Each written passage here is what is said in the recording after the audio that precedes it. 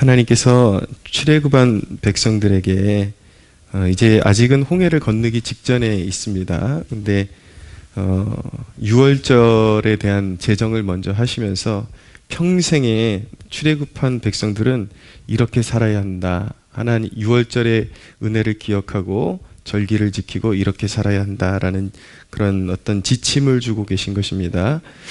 이것을 통해서 구원받은 하나님의 백성들이 어떻게 살아야 하는지 그 부분에 대해서 오늘 중요한 그런 어떤 통찰을 우리에게 제공한다라고 말씀드릴 수가 있습니다. 먼저 영적인 출애굽, 지금 우리의 그런 우리가 우리식으로 표현을 하면은 구원받은 하나님의 백성들, 예수 그리스도의 어린 양의 보혈로 구원받은 하나님의 백성들은 첫째로 항상 구원하신 은혜를 먼저 생각해야 합니다. 그것이 바로 유월절을 지키라는 그런 뜻인 것입니다.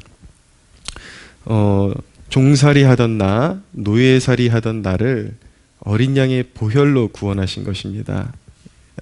종살이 하던 이스라엘 백성들을 문지방과 문인방에 어린 양의 피를 발라서, 그러니까 유월, 죽음이 애굽의 장자들을 다 죽이고 재앙이 재앙이 올 때에 그 어린 양의 보혈이 칠해져 있던 그 집은 유월한다. 그러니까 뛰어넘었기 때문에 패스오버라 그러죠. 그렇게 뛰어넘어서 이스라엘에게 구원이 이른 것처럼 구약은 항상 신약의 예표, 예수 그리스도의 그런 예표를 보여주고 있는 것이죠. 그래서 우리가 어떻게 구원받는지를, 어떻게 구원의 길이 열리는지를 구약은 이렇게 어떤 하나의 상징적으로 보여주는 것이라고 말씀드릴 수가 있습니다. 우리도 한때 세상에 종살이 하던 사람들이었고 노예살이 하던 사람들이었는데 어린 양의 보혈로 우리를 구원하신 것입니다.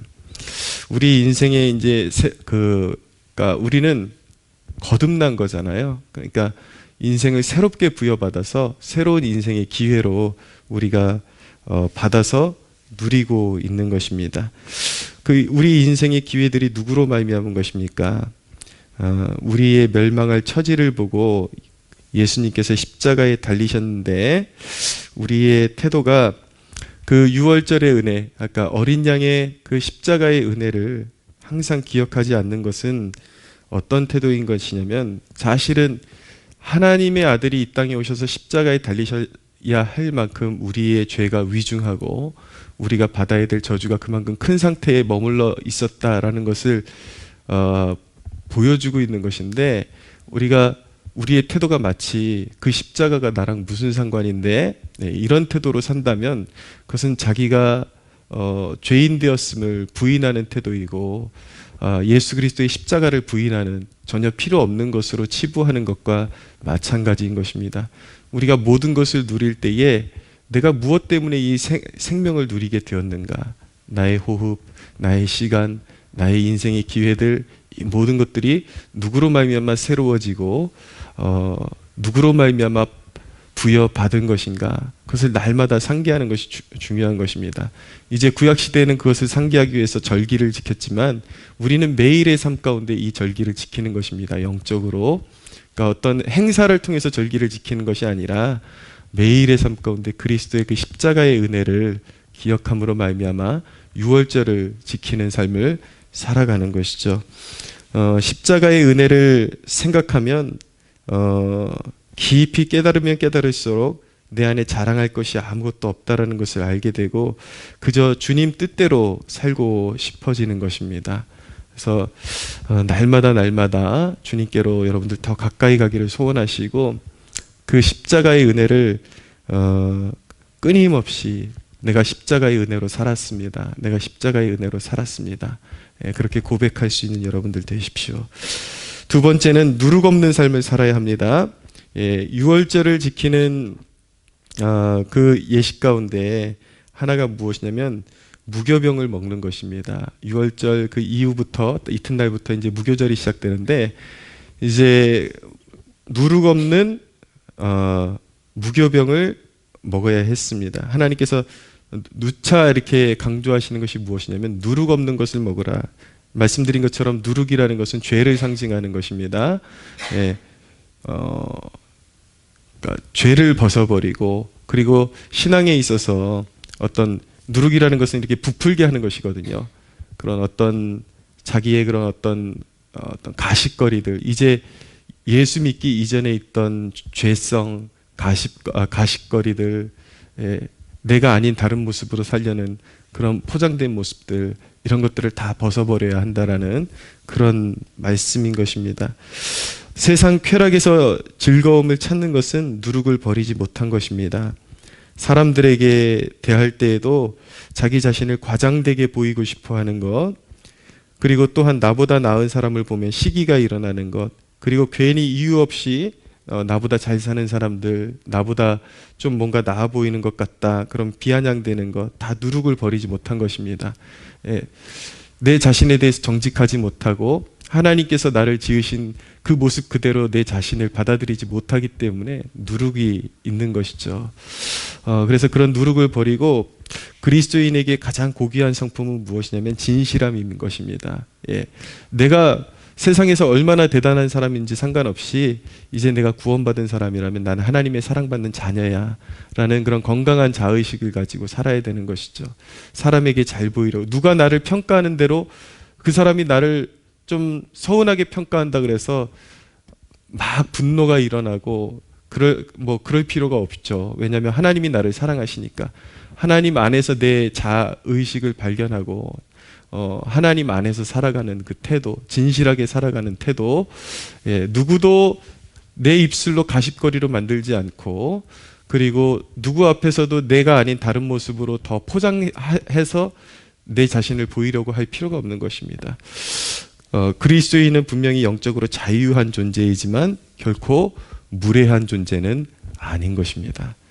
우리는 영적으로 자유를 누려야 하는 것입니다. 누구에게도 판단받는 존재가 아니라는 것, 당신이 나를 뭐라고 평가하든 간에 나는 하나님 앞에 살아가는 존재야 라고 그런 태도로 살아가야 되지만, 가끔씩 그런 태도가 좀 잘못 반영돼서 굉장히 사람들한테 무례한 태도를 가지는 그런 경우들이 있습니다. 하나님이 날 사랑하시는데 네가 뭐야? 뭐 이런 식으로.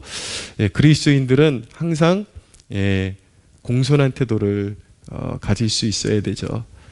무례하지 않지만 누구에게도 내 자신의 평가를 맡기지 않고 영적으로 자유한 사람들, 그 사람들이 바로 그리스도인이다. 여러분들에게 그런 영적인 자유함이 있게 되기를 바랍니다. 세 번째로, 구원을 경험한 사람은 말씀과 기도를 삶에 녹여내야 합니다. 여기 9절에 보시면 이것으로 내 손의 기호와 내 미간의 표를 삼고 여호와의 율법이 내 입에 있게 하라 라고 말씀하고 있습니다. 성경이 하나님의 말씀이 내 손의 기호와 내 미간의 표를 삼으라 라는 것은 단순히 이제 눈에 보여지는 손목이나 이런 데다가 뭘 메고 다니라 이런 뜻이 아니라 나의 모든 삶의 행위에, 내 가슴에, 내 심장 한복판에 하나님의 말씀에 새겨져서 내 손과 발이 움직이는 그 모든 것들, 눈으로 보고 판단하고 이런 모든 것들이 하나님의 말씀에 의해서 그런 것들이 이루어지도록 하라라는 뜻인 것입니다. 하나님의 말씀을 붙잡고 말씀을 삶에 실천하는 삶을 살라고 말씀하시는 것이죠.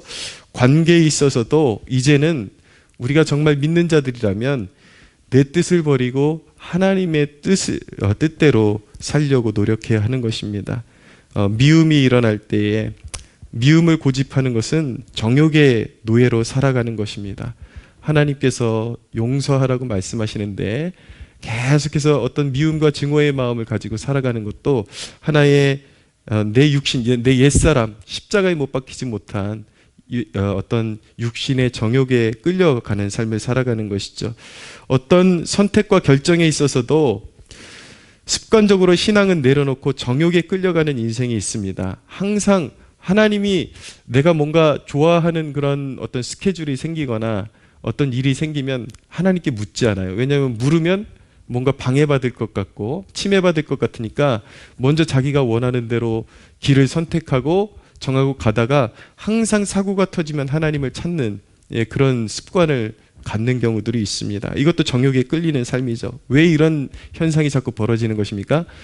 이 어떤 일을 선택할 때에도 하나님의 뜻이 무엇인지 먼저 묻고 말씀을 기준으로 말씀에 부합한 하나님께서 기뻐하실 만한 길을 선택해야 되는데 항상 사람이 자기가 육적으로 먼저 좋아 보이고 보암직하고 먹음직하고 이런 죄된 하나님의 뜻이 없는 것을 먼저 선택하기 때문에 사단이 나고 일이 터지고 그리고 나서 이제 하나님 또 찾고 그러고 나서 기도하면서 하나님 원망하고 이런 이제 악순환이 이제 되풀이가 되게 되는 것입니다. 물질 생활도 마찬가지예요. 돈이 생기면 먼저 하나님께서 물질의 주권자가 하나님이시라는 고백은 없이 먼저 내가 필요한 것을 다 이제 오늘 이번 달에 뭐 사야 되고 이런 식으로 계획을 세워놓고서 먼저 다 써버릴 곳에 써버리고 하나님 앞엔 찌꺼기만 드리고 이런 나쁜 습관들이 정욕에 끌려 규모 없는 삶을 살게 만들고 영적이지 못한 삶을 살아가게 만드는 것입니다.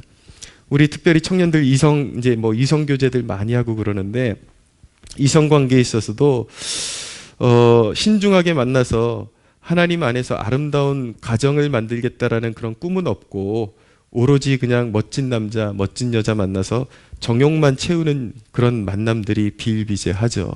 사실 이 땅에 믿음이 있다라는 크리스천 청년들조차도 이제 하나님께서 원하시는 믿음의 가정에 대한 그런 꿈을 잘 갖지 못하고 있는 것 같습니다. 서로 그냥 외관적으로만 보기 좋은 상대 만나서 육신적인 세상 사람들하고 똑같은 가치관으로 그렇게 어떤 아주 얄팍한 그런 가치관으로 이성관계를 만나고 정욕만 채우려고 하는 그런 모습들을 보이게 되는데 죄에 끌려가는 삶이죠. 이성관계에 있어서 분명히 하나님이 원하시는 뜻이 있고 말씀대로 살아가는 방법이 있다는 것을 이 땅의 청년들이 알아야 하는 것입니다.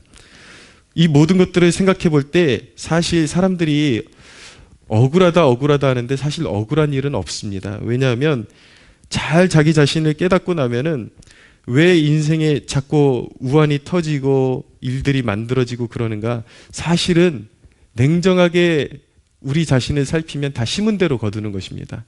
말씀을 먼저 앞세우고 하나님의 뜻을 묻지 않고 내 뜻대로 먼저 행했기 때문에 항상 일이 터지고 문제가 터질 수밖에 없는 구조가 인생 가운데 형성이 돼 있는 거예요. 근데 하나님은 분명히 내 손의 기호와 내 미간의 표를 삼으라고 말씀하고 있거든요.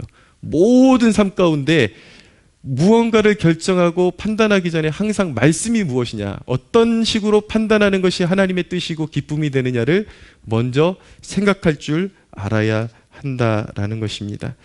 사랑하는 여러분, 부디 하나님의 뜻 가운데 부름받은 인생임을 알고 살아가는 복된 여러분들 되시기를 바랍니다. 무엇이든지 결정하기 전에 이 한마디만 물어보십시오.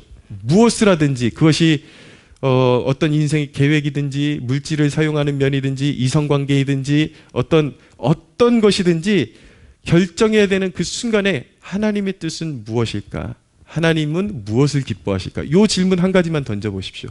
그러면 자기 양심이 압니다.